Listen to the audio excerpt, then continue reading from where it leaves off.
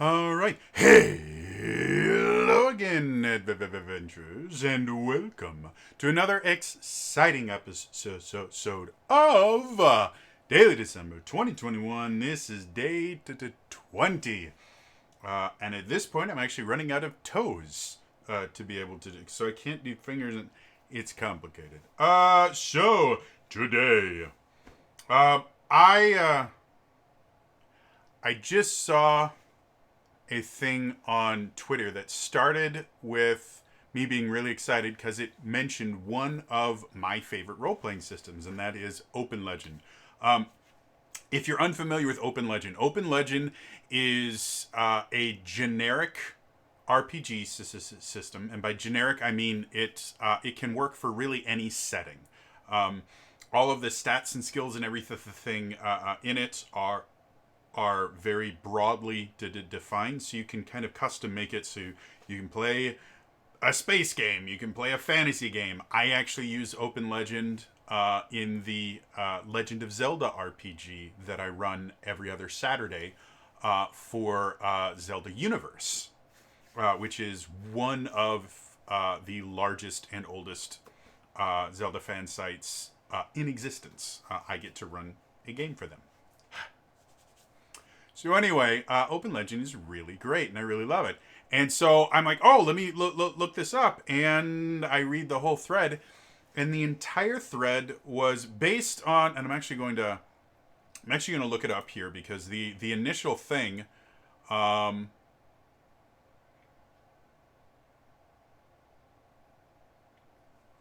is annoying to say the least. So the initial post that inspired this thread that annoyed me is by Maka the DM, and the post is, "What do you like so much about your tabletop role playing games, specifically the non Dungeons and Dragons ones? I get a lot of lol, play better tabletop RPGs. Okay, which ones and why?"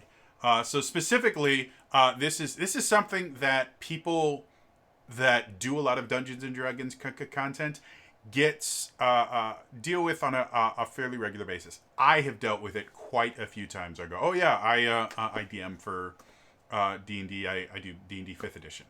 And it's like, oh, you play Dungeons and Dragons. Well, see, real role players play actual good games. And so that's what Maka, the DM, is referencing. Is okay, seriously though, and I like the idea behind it. Seriously though, if these games are better than D&D, let me know about them. I'm interested to know. Panzerline, which I've spoken about before, goes on a spiel, and the first thing he mentions is Open Legends RPG, which again, I really like Open Legend. It's really fun. I have a ton of fun playing it. I've been running this Zelda RPG for over 4 years. And none of us have gotten bored with it. Every single session, something new happens that's interesting and fun. Our most recent storyline that we just wrapped up before we went on hiatus for the holidays, we got to deal with some seriously bad stuff. Like we were dealing with, we had to put a content warning up because we were dealing with very, very mature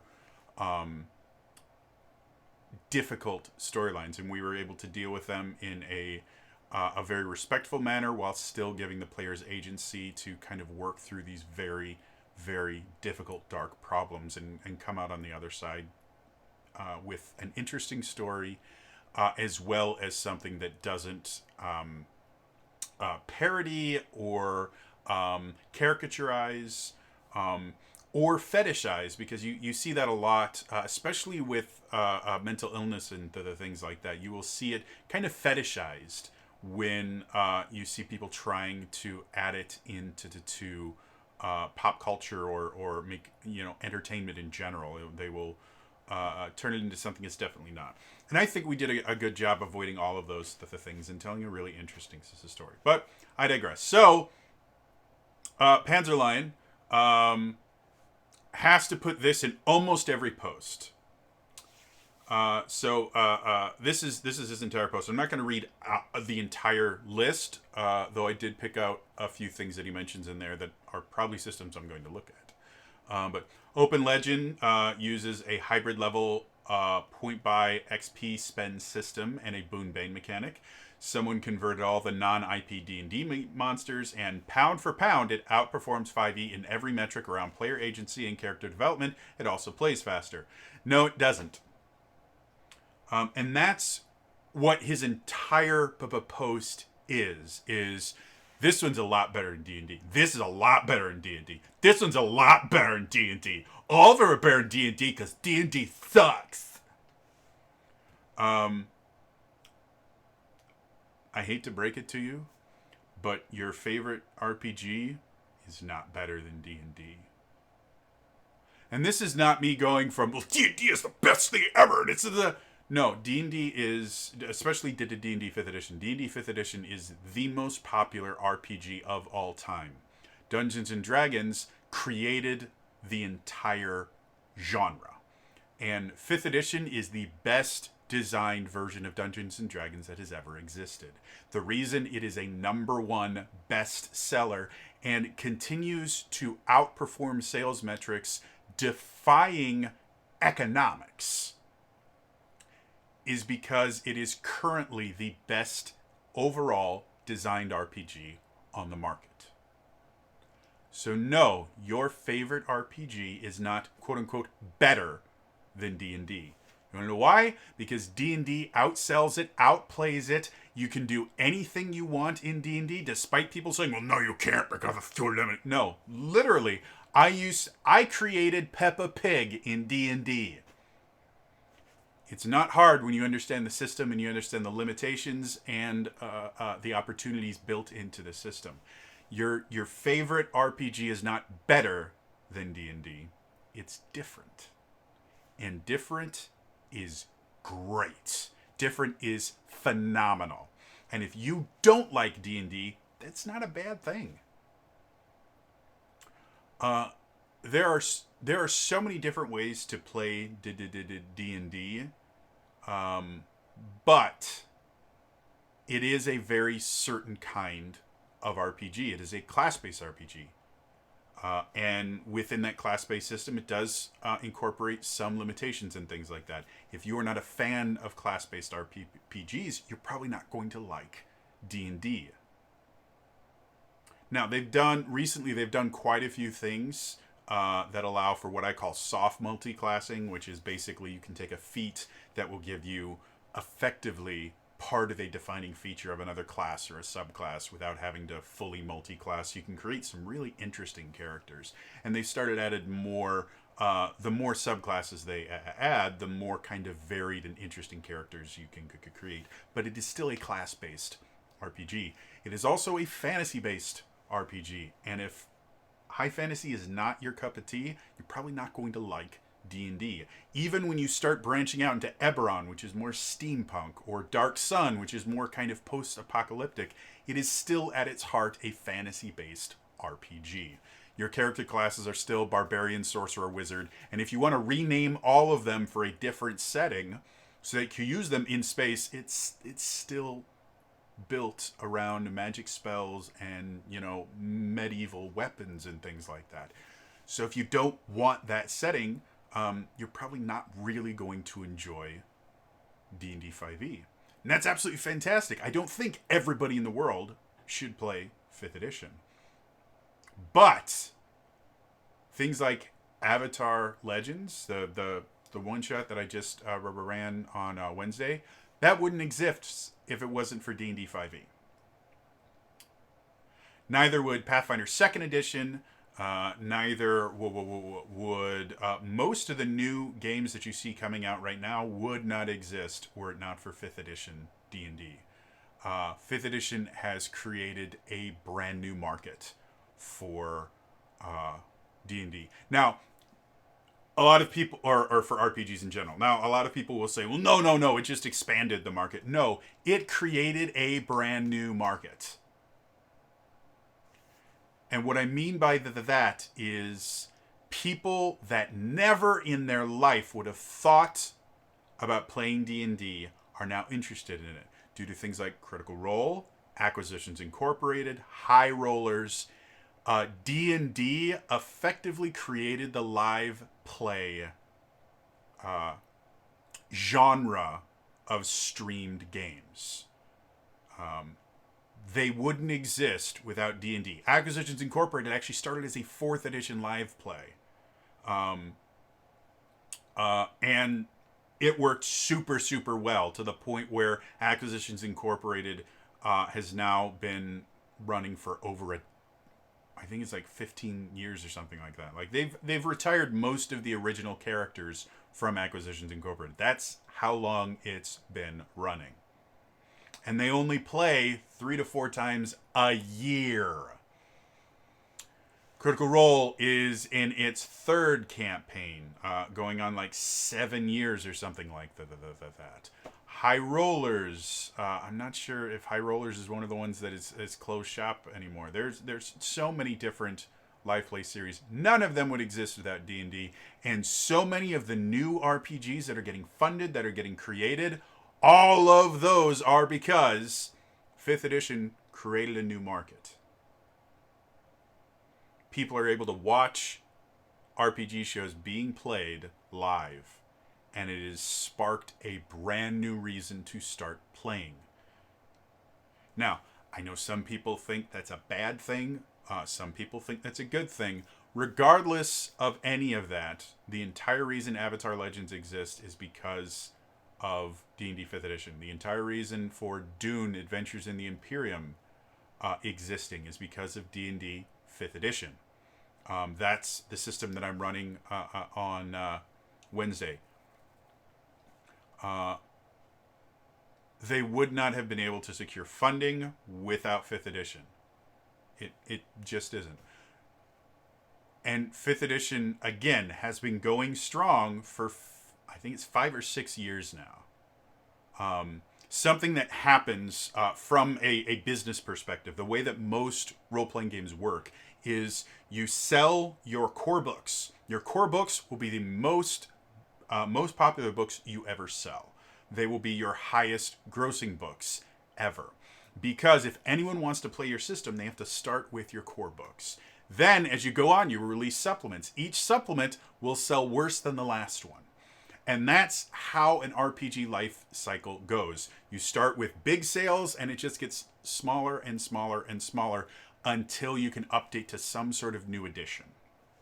It's just how it works. Or you create a new game or something like that. But that's the life line of any RPG. Dungeons & Dragons 5th edition doesn't follow that. Every new supplement outsells the previous one. They sell more and more and more each time. That's not possible, especially not 6 years later. That's not how the market works.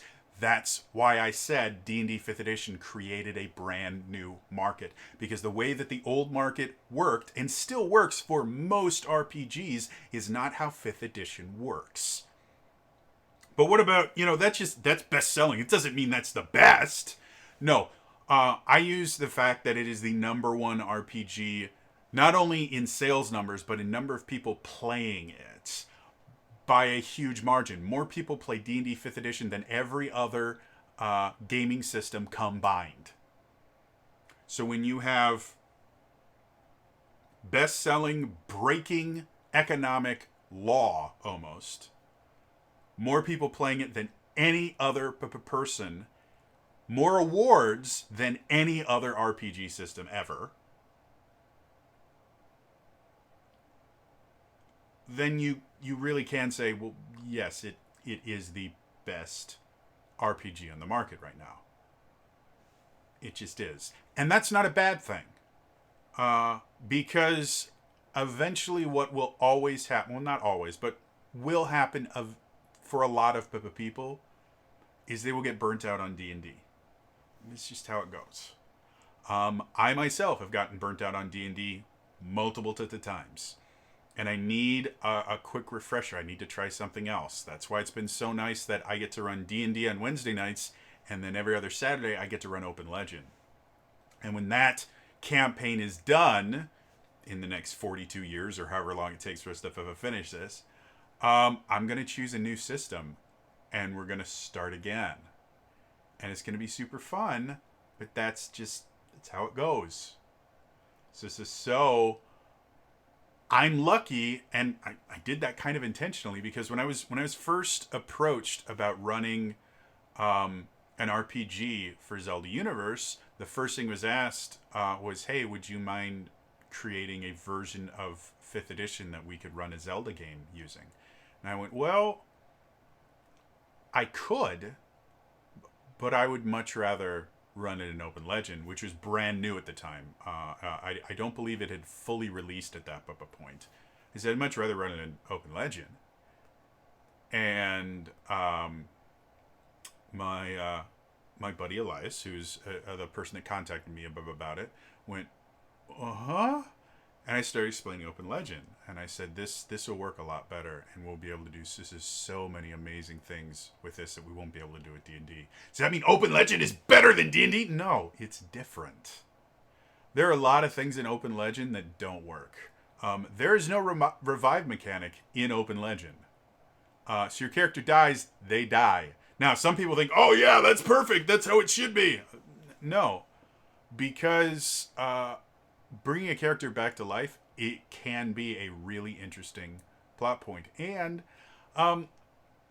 there are some people that when they build their characters and they become very, very attached to them, they don't want to let them go. And so if their character dies, then it's an issue. Another thing that I found as I've been running more high-level Open Legend, because we're near max level, is depending on how you build your character, like building encounters for the 5-person party that I run for is extremely difficult, because there are some players that have built their character to have a lot of different things that they can do. And so they've given them a lot of really interesting, unique abilities.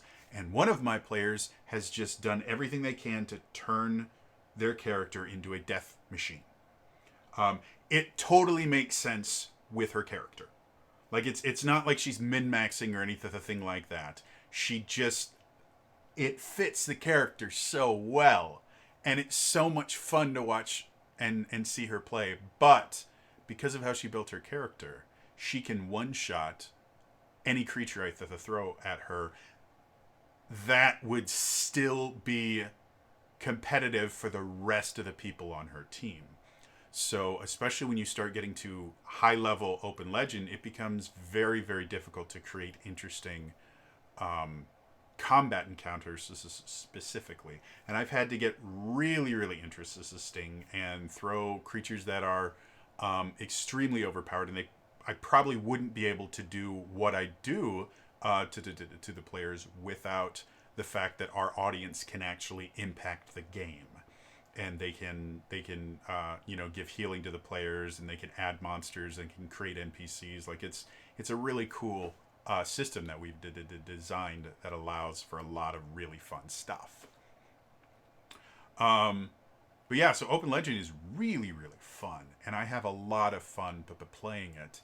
But the idea that it plays faster isn't 100% true. Open Legend, all dice explode. When you're using a dice roller like that most of us use for Open Legend, we played on Roll20. And so Roll20, we actually have it set up where you just click on an ability and it'll roll all your dice for you. And it'll also explode them for you. If you're not familiar with the term dice exploding, it means if you roll the maximum number on a die, you have to keep that number and then roll it again and add the numbers together. So, like, if you have a D6, if you roll a 6 on a D6, you go, okay, you roll it again and you get a 5 the next time. That means you rolled an 11 on your D6. Because of how Open Legend is built, all rolls are a D20 plus a couple other dice. And we have had people on a roll of 1d20 plus 2d6 roll 64 using a d20 and 2d6. It can happen. But because of that, when your dice do start exploding, especially when you get to higher levels where you are rolling much larger dice, it becomes very slow. One of my players, Elias, prefers to roll physical dice, which is perfectly fine. But because of that, when his dice start exploding, it kills combat.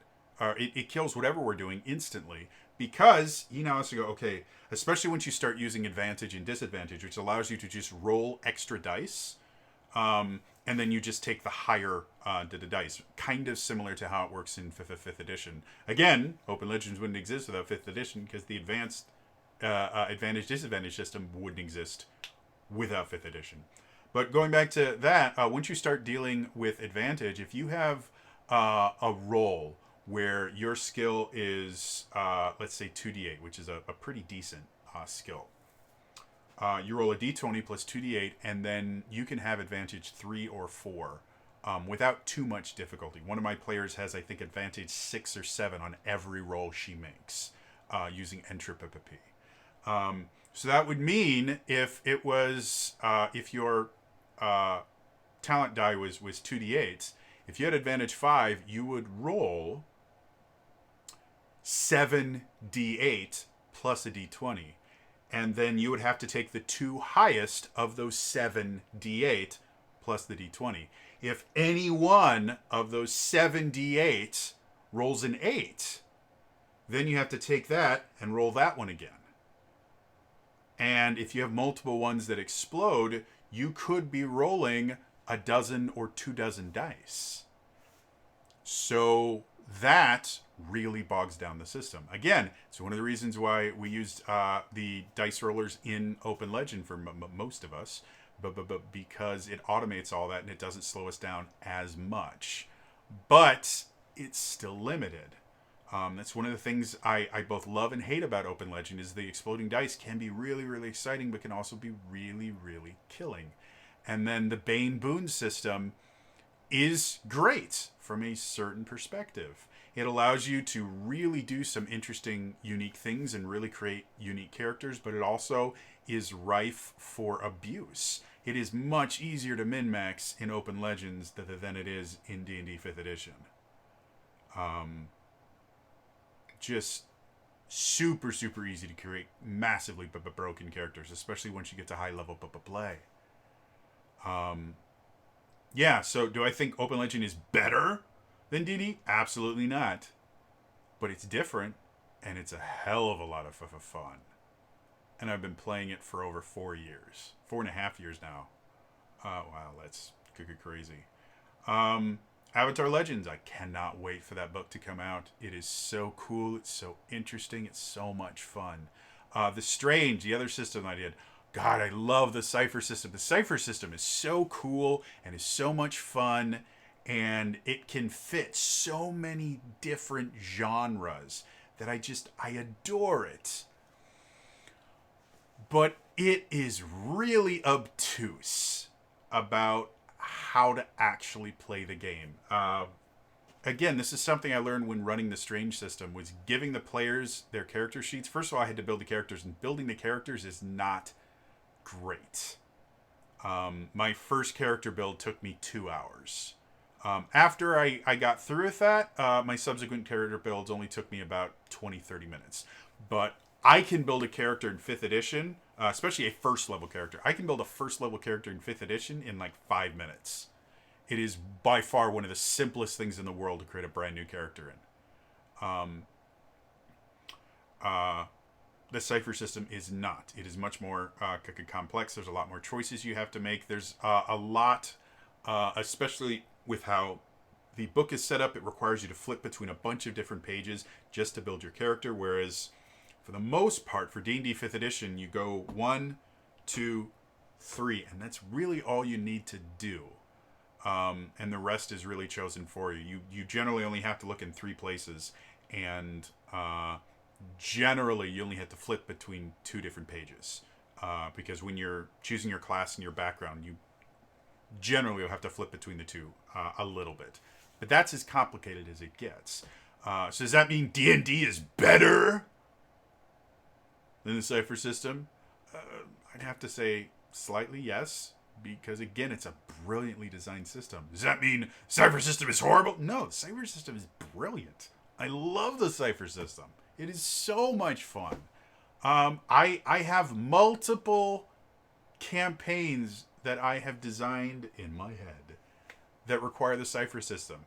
and they'll be super super fun to run if I ever get a chance. One of them I am so passionate about, and I am so excited that someday I may be able to run it, that I actually have people already picked out to play in it, because I know how they play, and I know how their minds work, and I know that they would love the game that I would create.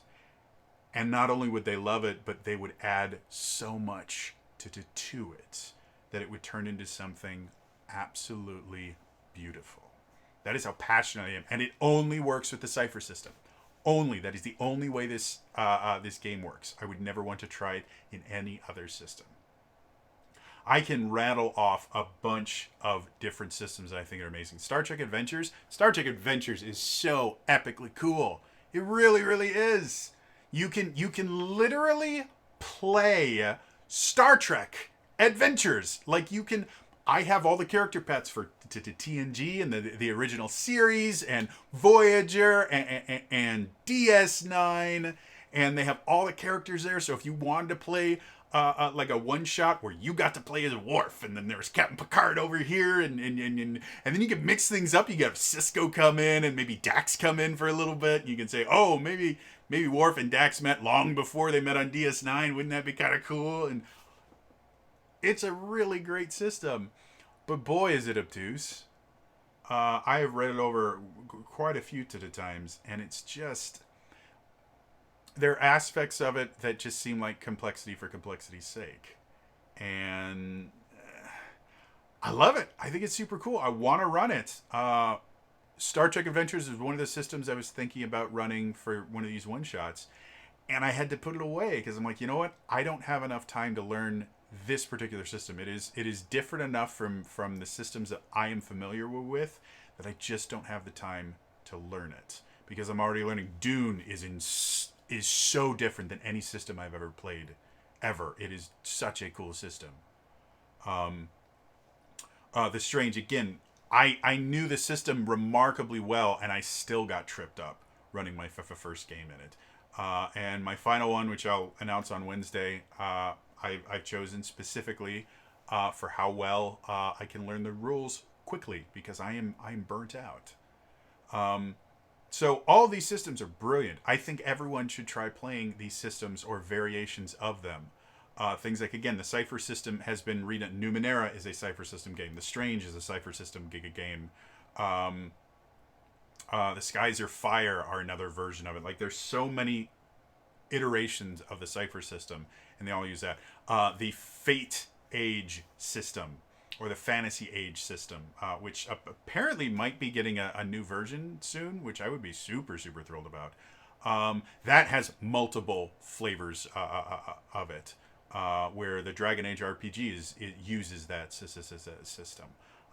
There's so many systems, like the Lasers and Feelings. There's so many hacks of Lasers and Feelings that use the same basic system but do different things. I think all of these things are amazing. They're not better than D&D 5th edition. And this is not to say that every single person needs to play Dungeons and Dragons 5th edition, but we need to get off this idea that Dungeons and Dragons in general is this horrible, disgusting, overhyped pile of shit. It is the contrarian hipster crowd.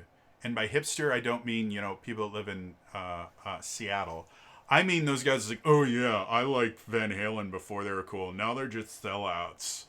Or yeah, I was in the grunge scene before it went all mainstream. These are people that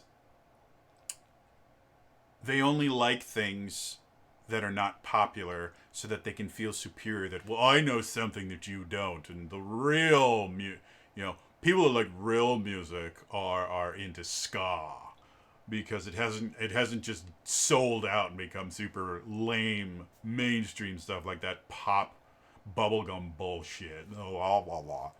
And that's, every time I see one of these posts, it's like, oh yeah, D&D, that is such a horrible game. These are much better. They're not. If they were better, they'd be better selling. I have a degree in marketing, dipshit. I know exactly how difficult it is to break into a market. I know. part of my education was being able to look at a market and find out what are the barriers of entry to the market. How hard is it for a new product to get in there? What are market shares like? How do you get new market shares? Until 5th edition came out, the RPG market did not have a huge barrier to entry. The biggest barrier to entry was there was a lack of customers. The market was super, super tiny, and the customers had a limited amount of income. So if you tried to sell something in there, you had to compete with every single other thing on there, no matter where it was in the world.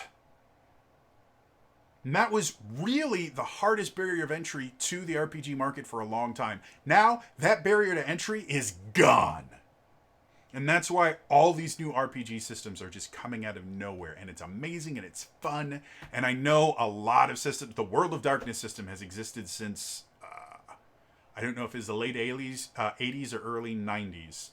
Shadowrun has existed since I think the 80s. There were plenty of RPGs that were not D&D that have existed for years. A lot of them are dead or dying now. Shadowrun. How many people do you know play Shadowrun? What was the most recent Shadowrun book that was published? You don't know because it doesn't get any press. Shadowrun is slowly dying, despite the fact that they have an organized play system very similar to the D&D Adventures League. Nobody plays Shadowrun. Pathfinder. Pathfinder 1st edition is dying a slow death, and Pathfinder 2nd edition is hurrying that death along. Starfinder started out really, really popular. Nobody plays it now. And this was the main competitor of D&D, and it is slowly floundering. Call of Cthulhu has existed for forever. In the States, people don't really play it. I want to say it's Japan, in Asia in general. It is massive. It is I believe it's either the second or third most popular RPG in the world because it is massive, massive, massive in the Japanese and Chinese markets. They play so much of that, but it still pales in comparison to D&D 5th edition. This is not me saying D&D is the most perfect system. It's got its flaws, but it's a remarkably well-designed system. And if you stop bitching about, D&D is the worst system ever, it's not. It's one of the best RPG systems that have ever been built. And the reason I know that is because it is the most played RPG system by a massive margin. Every other RPG system on the market is vying for second place because they're never going to get anywhere near D&D 5th edition. And it is the number one selling RPG ever in existence. RPGs didn't make money before 5th edition. So when it is the best-selling, most played, and best reviewed RPG system on the market, yes, we can call it the best. It ain't perfect. Nothing is. There are some problems. We talk about them. D&D Deep Dive, I talk about a lot of the problems I have with this system when they could come up. But it's a really well-designed system. And if you stop pissing on it because, I am much too good to play Dungeons and Dragons. That's for the plebeians. You stop pissing on it and start going, hey, you like D&D? That is great. D&D is a great system. You want to try something different? I'm going to tell you something right now. From a motivational standpoint, pissing on something that somebody else loves is a shit way to get them to change. It does work somewhat. But what it does is it creates, from a sales standpoint, poaching customers from from your competitors by simply pissing on your competitor doesn't work because all it does is create unloyal customers. And as soon as somebody that talks better than you talks to them, they will be gone in an instant. They don't actually like your particular brand. They just don't like the brand they've been told not to like. The most effective way to get new loyal customers is to show them how much your brand is the best, is better than the brand that they were looking at for their particular needs. You don't get it by shitting on the other brand. You show them how good your brand is. So if you really want people to stop playing D&D, stop pissing on it. Because all you're fucking doing is getting people to cling to it more, or getting the people that didn't really have an attachment before to it to come over to your system for a week and then go to a new one as soon as something new and shiny comes out. It's all you're doing. And if your goal is to get small bursts of customers for a really short amount of time and then lose them instantly, go for it. It's a really bad sales plan. I know this because I watched people do this in multiple stores that I worked in. And I watched it close businesses. I watched people lose their jobs over morons pissing on the competition. That's not how you win people.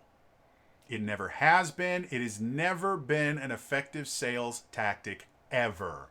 The only thing it is good at is if you want to ruin a competition, if you piss on them enough at the right time when they are vulnerable, you might be able to get them to close, and then you can bring the customers that can't go there anymore to your business, hopefully.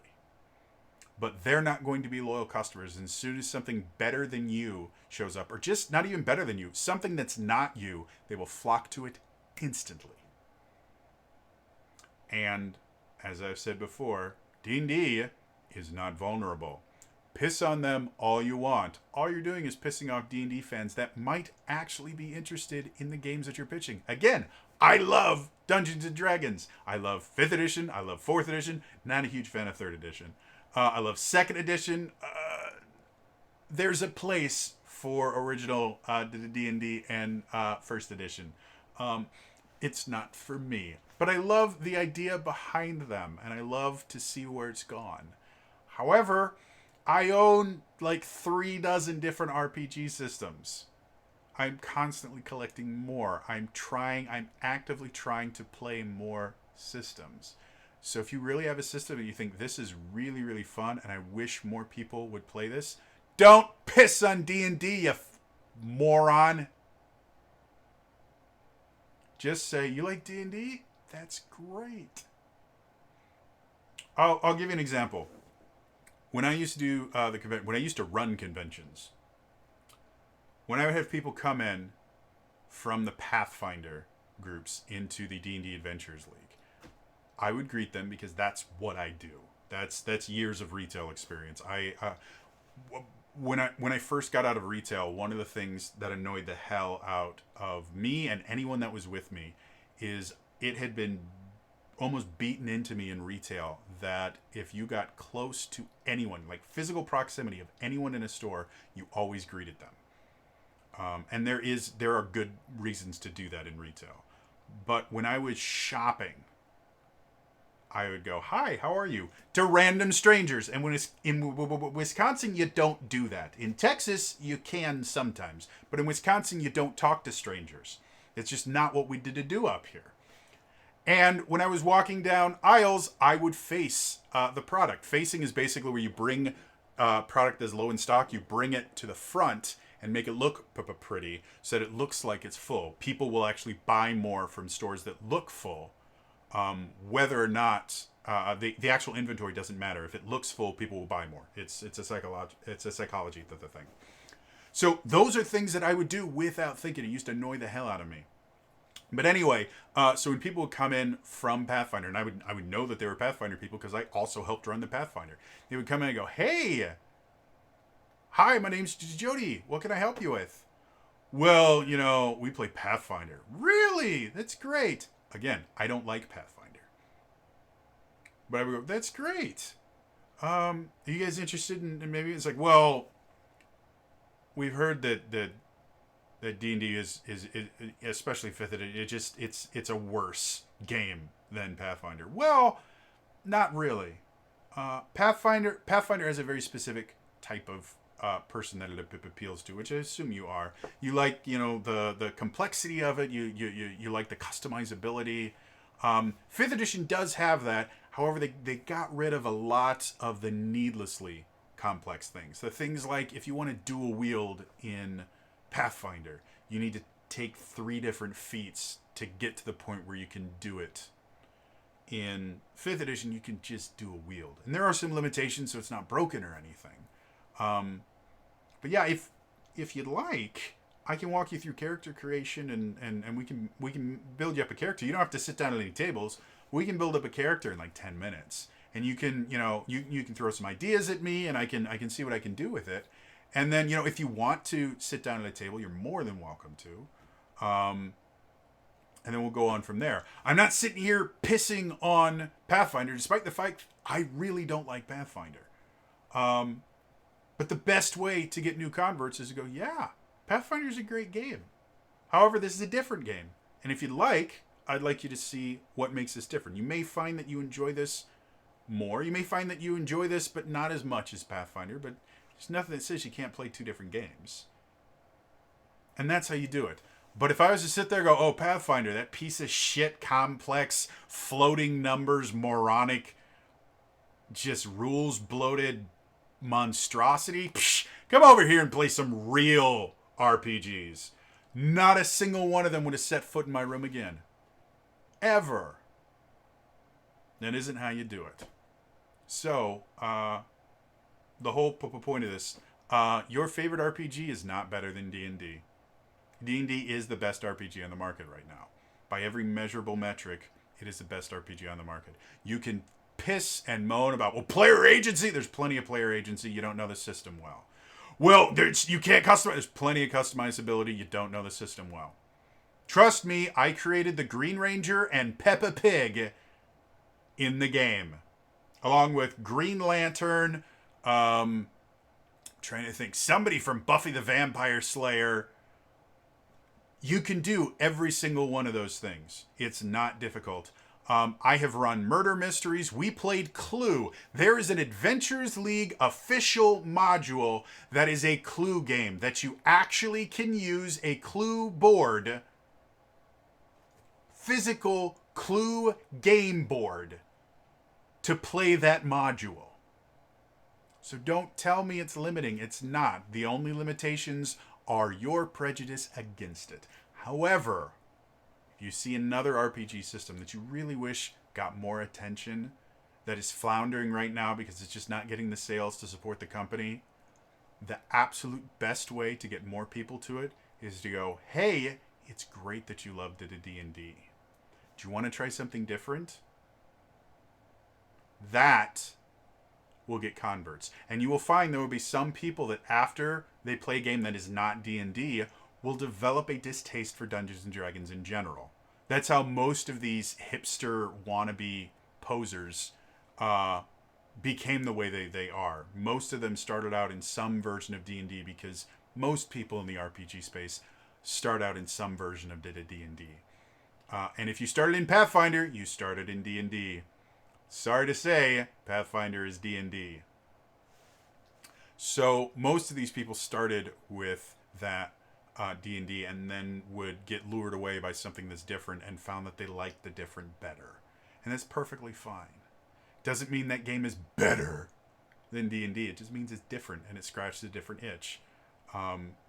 Sometimes I want to watch, like I just started watching The Witcher on Netflix. And it's not doing it for me right now. I'm not saying it's a bad series. Not saying I'm never going to watch it. It's not doing it for me. You know what I have been watching? I watched Camp Nowhere and Heavyweights. Those are 2 Disney movies from the 90s about summer camps. I've never been to summer camp. That was not an experience that was a part of my childhood or most of my friends. Summer camp was not a thing. The closest I got is we did have youth group retreats, which were weekends where we went to a hotel and did a bunch of interesting stuff. They were never negative experiences, but they sound really weird trying to describe them to people that don't understand the world of Christian youth groups. They really are a weird experience. They were super fun, and I learned a lot from them. I'm a better person from going to them. But I've never gone to a summer camp. I've never been, or I had chances to go to the summer camp, but the summer camp was always outside the realm of reason for my family. They were all very expensive. They were apparently like a middle class kind of thing, but they were the rage in the 80s and 90s. All the summer movies that came out were about camp and all the great friendships that you would make at summer camp. Um, and I've watched Heavyweights like 2 dozen times. It is not that great a movie, but I love it, and every so often I just need that. And the same thing is true about The Strange, or Open Legend, or the Dragon Age RPG, or Star Trek Adventures, Numenera, Avatar: The Legends, 13th Age, which I'm super super excited to sometime run that. Just to give you a quick, I wanted to run a 13 Age game, and it's a little bit too much for me to learn this month, but 13th Age takes all of the, well, some of the kind of complexity and customization aspects from third edition, and adds in the power system from fourth edition, which fixed the balance between, it didn't completely fix it, but it almost fixed the balance between wizards being super super useless at low levels and super overpowered at high levels, and fighters being pretty good at low levels and then useless at high levels. Power system from fourth edition fixed that completely, and it was super super fun because of that. 13th Age combines both of those, and I love it so much. Again, fourth edition, I love fourth edition, and 13th Age takes the good parts of fourth edition and the good parts of third edition and turns them into this really cool thing. So yeah, sometimes I want to play other things. Sometimes I want to play fourth edition. Sometimes I want to play fifth edition. Sometimes I want to play something completely different. Kids on Bikes, or The Loop, or Tales from the Loop. There we go. Or go for something really, really different. Like Alice is Missing, which is an entirely text message based game. That one's a trip. Or I think it's called Sweeted, which is a game played entirely with a deck of cards. There's no rolling whatsoever. You do everything using just a standard deck of playing cards. And it's Suited, that's what it's called, Suited. And it's a super cool system. I want to play all these games. And that's because I don't think any of them are better or worse than any other one. They're just different. And they can coexist. The more popular D&D 5th edition becomes, the more new RPG systems can exist. Because most people will eventually get burnt out on 5th edition, and they will look for other systems. And as long as the market keeps expanding because of 5th edition, that means there are other games that can pop up. So stop pissing on Dungeons and Dragons. It is the best system currently on the market by every measurable metric. And that doesn't mean that the system that you like better is worse in some way. It doesn't diminish the other systems. D&D doing really, really well is good for everyone. Anyway, that's all for me today. I will see you guys next time. All right? Bye-bye.